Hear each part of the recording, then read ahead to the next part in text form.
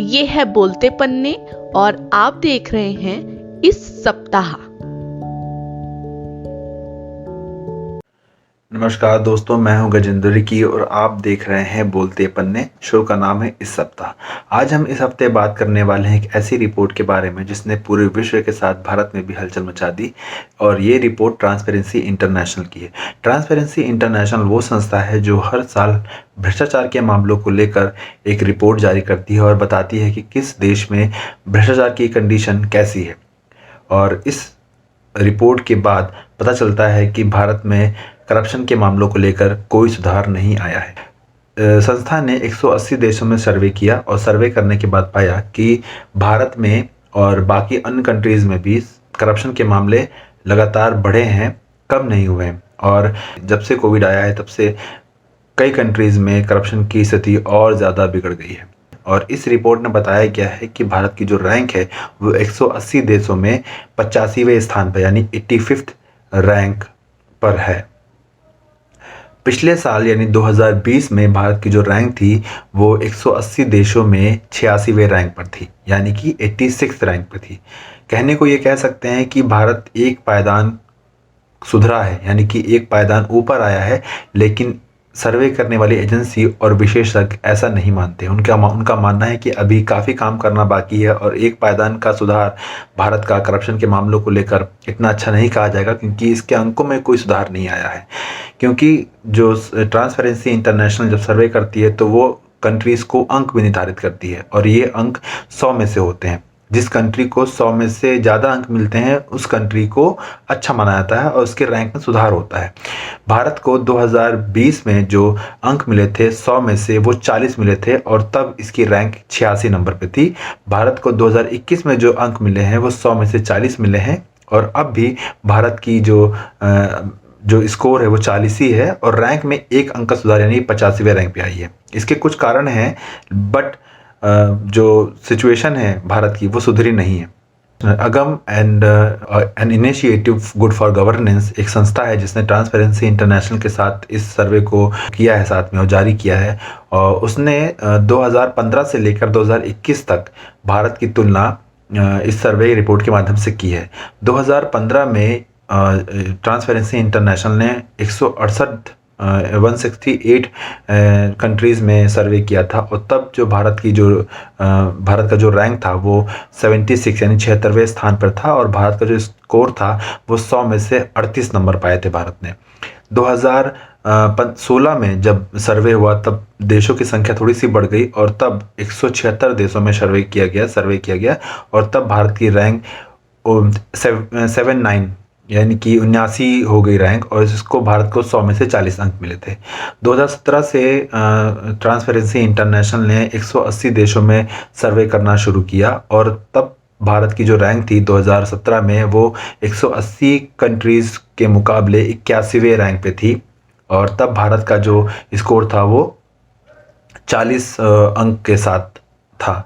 और 2018 में 100 में से 41 अंक भारत को मिले थे, और तब भारत की जो रैंक थी 180 देशों में 78वें रैंक पे थी, यानी कि 2018 को हम सबसे अच्छा समय मान सकते हैं जब भारत करप्शन के मामलों को लेकर काम कर रहा था और वो अपनी रैंक में लगातार सुधार कर रहा था। 2019 में भारत में स्थिति फिर थोड़ी सी बिगड़ी, और 180 देशों के मुकाबले भारत को जो रैंक मिली वो 80 रैंक मिली, यानी 78 से 2 रैंक फिर फिसल गया भारत, और वो 2 रैंक नीचे चला गया, और तब भारत का जो स्कोर था वो 100 में से 41 नंबर पे था। 2020 में भारत बहुत बुरी कंडीशन में आ गया, और तब इसको 180 देशों के मुकाबले से 86वें रैंक पर रखा गया, यानी कि 2019 में जहां इसको 80 रैंक मिली थी वहीं भारत 6 पायदान फिसल कर 86वें रैंक पे चला गया, यानी कि करप्शन की कंडीशन और ज़्यादा बुरी हो गई, और तब भारत का जो स्कोर था वो भी एक अंक फिसल कर 100 में से 40 हो गया।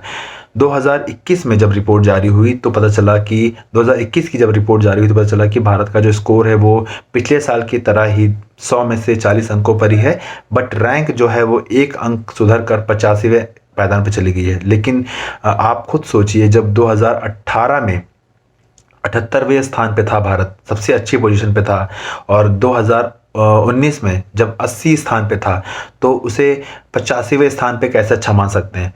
रैंक को इस तरह से मेज़र करते हैं, जो सबसे ज़्यादा नीचे होती है कंट्री उसे सबसे बुरी कंडीशन मानी जाती है करप्शन के मामलों को लेकर, और जो सबसे आगे होती है यानी कि जिस तरह से वो आगे बढ़ रही होती है उस तरह तब उस कंट्री को करप्शन में सुधार के मामलों में काफ़ी अच्छा मनाता है। जैसे कि इस बार जो रिपोर्ट जारी हुई है 2021 की ट्रांसपेरेंसी इंटरनेशनल की, उसमें बताया गया है कि पहले 1, 2, 3, 4, 5 इस तरह से जो नंबर आए हैं उसमें डेनमार्क, नीदरलैंड, न्यूजीलैंड जैसी कंट्रीज़ हैं जिन्होंने करप्शन में सुधार बहुत ज़्यादा किया है। उनके यहाँ ट्रांसपेरेंसी बढ़ी है और उनको काफ़ी अच्छे अंक मिले हैं, 100 में से 86, 100 में से 80 अंक मिले हैं।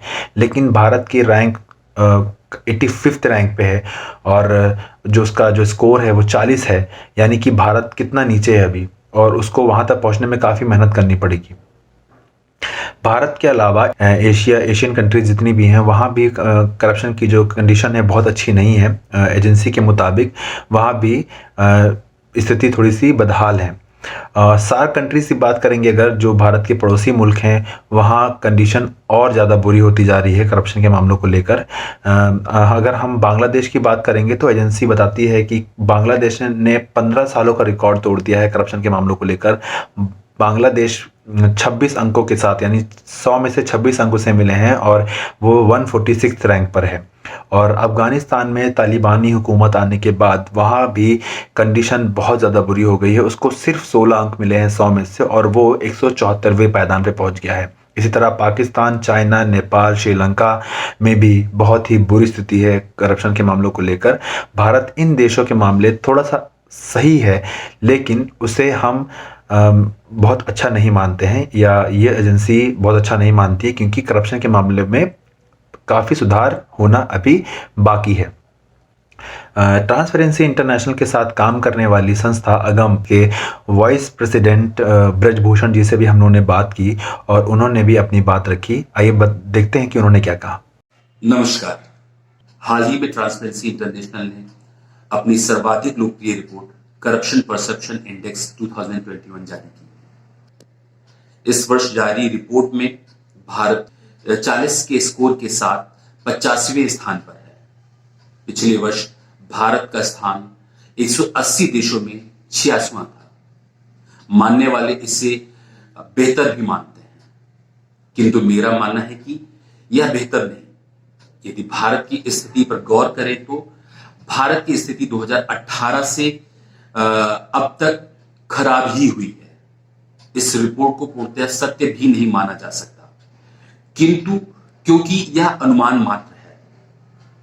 किंतु इस रिपोर्ट के अनुसार जो देश बेहतर कर रहे हैं, जैसे कि डेनमार्क, फिनलैंड, न्यूजीलैंड, उन्होंने कोई स्टैंडर्ड तो अपने यहां पर सेट किया होगा जिससे कि उनके देश में भ्रष्टाचार की स्थिति पर काबू पाया जा सके। शायद इसीलिए ये देश इस रिपोर्ट में सर्वोच्च स्थान पर काबिज है। भारत को इस दिशा में अभी काफी प्रयास करना बाकी है। भारत में भ्रष्टाचार मिटाने के लिए सिविल सोसाइटी ऑर्गेनाइजेशंस ने कई बड़े मुहिम चलाए। नतीजन हमें लोकपाल मिला, लेकिन वो लोकपाल भी जस का तस। भारत में आरटीआई कानून को भी कमजोर होते दिखा गया है। भारत में भ्रष्टाचार मिटाने के लिए बातें तो होती रहती हैं, किंतु इस दिशा में कोई सार्थक प्रयास अभी तक नहीं दिखा।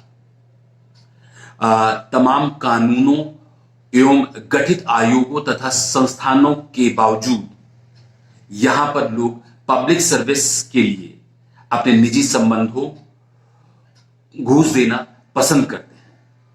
सिर्फ भ्रष्टाचार कम करने की बात करने से भारत में भ्रष्टाचार कम नहीं होगा। यदि कुछ करना है तो घूसखोरी पर नियंत्रण करना होगा, मेरिट बेस्ड रिक्रूटमेंट करना होगा, प्रशासन को सुदृढ़ करना होगा। तो ये इस सप्ताह जो प्रोग्राम था बोलते पन्ने का, आपने देखा, ये ट्रांसपेरेंसी इंटरनेशनल की रिपोर्ट पे था जिसने करप्शन के मामलों को लेकर भारत की स्थिति को बताया।